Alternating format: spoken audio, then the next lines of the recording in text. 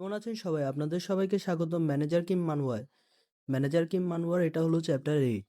Chapter শুরু হয় last চ্যাপ্টারে যে লোকটিকে দেখানো হয়েছিল যিনি পিস্তল ধরে দাঁড়িয়ে আছেন তার থেকে। তিনি বলছে, "বাহিরে আসো। আমার সময় নষ্ট করো না। আমি জানি কোড 66 তুমি কিন্তু এখানে আছো। আর তুমি জানো তোমাকে মারতে আমার কোনো সমস্যা হবে না।" তিনি অবাক হয়ে যান এটা দেখে যে ম্যানেজার কিম সেখান থেকে না বেরিয়ে হানসো বের হয়। "তুমি এখানে কি করার চেষ্টা করছো? আর কোড 66 কোথায়?" তখন হানসোর একটু পাস্ট মেমোরি দেখানো হয় যেখানে তিনি ম্যানেজার কিমকে বলছেন, "যত যাই হোক তিনি কিন্তু একজন নর্মাল সিভিলিয়ান। তাই তুমি যদি তাকে মেরে ফেলো আমাদের কিন্তু উল্টো আরও সমস্যা বেড়ে যাবে। তাই আমাকে এটা হ্যান্ডেল করতে দাও আর তুমি তাড়াতাড়ি চলে যাও।" আর সে লোকটি তখনও বলছে যে কোড 66 কোথায়? তাড়াতাড়ি বলো। তখন দেখা যায় যে যেই বাংকারটা ছিল সেটা ব্লাস্ট হয়ে যায়। তিনি অবাক হয়ে তাকিয়ে থাকে যে এটা কি হলো? এটা কি? বুঝলাম না। তোমরা কি করছো? আর অপরদিকে দেখা যায় যে ব্লাস্টের আগুনের পিছন দিক দিয়ে ম্যানেজার কিম পালিয়ে যায় আর বলছে যে তুমি কোঅর্ডিনেশনটা পেয়েছো সেটা কিন্তু ডাকের উপরেই আছে। তিনি এটা ভেবে পানির মধ্যে লাফ দিয়ে দেয় এবং নিঃশ্বাস বন্ধ করে এবং চশমা খুলে সাঁতারতে যাওয়ার চেষ্টা করে। তখন সে লোকটি বলে, "তুমি কি প্ল্যান করতেছিলে একটু আগে? তুমি হয়তো ভেবেছো আমি তোমাকে গুলি করব না কারণ কি তুমি সিভিলিয়ান।" তখন হানসো বলে যে আমি কোনো সিভিলিয়ান না। আর হানসো তার পিস্তলের সামনে দাঁড়িয়ে থাকে। তখন তিনি একটি গুলি চালায় কিন্তু এরই আগে হানসো তার হাতের সাহায্যে গুলিটাকে উপরের দিকে করার চেষ্টা করে এবং একটি লাথি দিয়ে দূরে সরে দেয়। যখন তার হাত থেকে পিস্তলটা দূরে সরে যায় তখন হানসো বলে যে তুমি সত্যিই গুলি চালিয়েছো, কিন্তু তোমার যে প্রথম গুলিটা হওয়ার কথা ছিল সেটা তো খালি হবার কথা। তখন সে পুলিশ অফিসার পিস্তলটা নিয়ে অনেকগুলো গুলি একসাথে মারতে থাকে আর হানসো সেগুলো থেকে বাঁচতে থাকে। তখন সেই লোকটা বলে যে তোমার যে কিকগুলো ছিল সেগুলো তো আরো বেশি ভয়াবহ হওয়ার কথা ছিল, তাই না হানসো? আমি শুনেছিলাম যে তুমি পাথরকে লাথি মেরে একবারে ধুলোয় পরিণত করতে পারো। যখন তিনি ম্যাগাজিনটা লোড করে সামনের দিকে তাক করে তখন দেখে যে হানসো সেখানে নেই। এর পরের প্যানেলে দেখানো হয় হানসো তার উপরে আছে এবং উপর থেকে একটা লাথি মারার চেষ্টা করে কিন্তু একটুর জন্য তিনি বেঁচে যায়।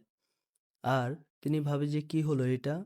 তার লাথির সাথে সাথে সেই জায়গাটা গুঁড়ো গুঁড়ো হয়ে যায়। তখন হানসো বলে যে তোমার সারপ্রাইজ হওয়ার কথা না, কারণ কি আমারও যে ফার্স্ট স্টেপটা ছিল সেটা আমি খালির মতো রেখেছিলাম। সে লোকটা তার পকেট থেকে চাকুটা বের করে হানসোকে মারার চেষ্টা করে এবং প্রায় সাকসেস হয়ে যায়।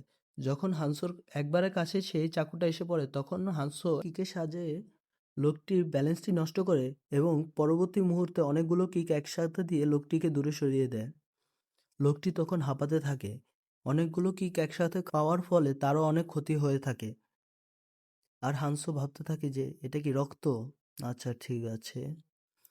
তখন আরো কিছু পুলিশ অফিসারদের দেখানো হয় যে এটাই সেই জায়গা না? ড্রাইভার সিটে যে পুলিশ অফিসারটা বসা সে বলছে যে হ্যাঁ এটাই সেই জায়গা। ওই যে আমি দেখে ফেলেছি। ডাইরেক্টর সেই সাসপেক্টের সামনে আছে। তখন ডাইরেক্টর বলছে যে আমি তোমাকে বলেছিলাম না যে সাইলেন্স বন্ধ করে আসবে? তখন দেখে যে সামনে হানসো দাঁড়িয়ে আছে আর ডাইরেক্টর বলছে যে তুমি এটা কি করছো? হানসো বলে যে লোডেড গান। তখন ডাইরেক্টর বলে যে আমার কাছে এসবের সময় নেই। তখন হানসো অনেক দূর থেকে একটা জাম্পিং ব্যাক কিক দেওয়ার চেষ্টা করে এবং তখন ডাইরেক্টর এটা দেখে বুঝে যায় আর বলে যে জাম্পিং ব্যাক কিক এত দূর থেকে? এটা তো কোনোভাবেই সম্ভব না। তার হাতটা কাঁপতে থাকে।